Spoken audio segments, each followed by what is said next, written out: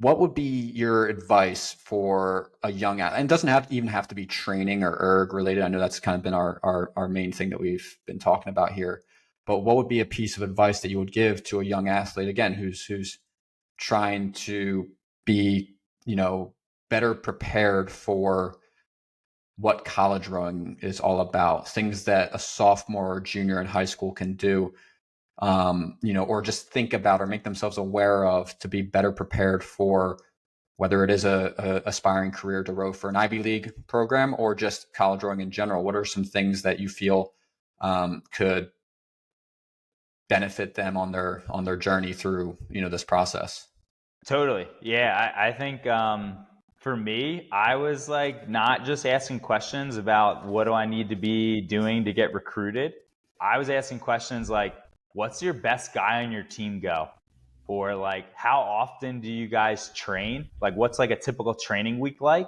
Because I wanted to know like what I was getting ready for, if that makes sense. So like when I was getting recruited, coaches were talking about like, yeah, our best guys are pushing sub 620 on our varsity team. And that's in my mind, I was like, okay, I got to like figure out how to go sub 620 by the time I'm a sophomore or a freshman in college if I want to be really competitive.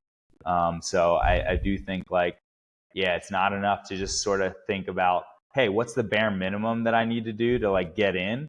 You got to think about like, hey, how can I really like join this program and be a big time contributor to it and like help them win a national championship? Because that's at the end of the day, like who the coaches want to look for and find.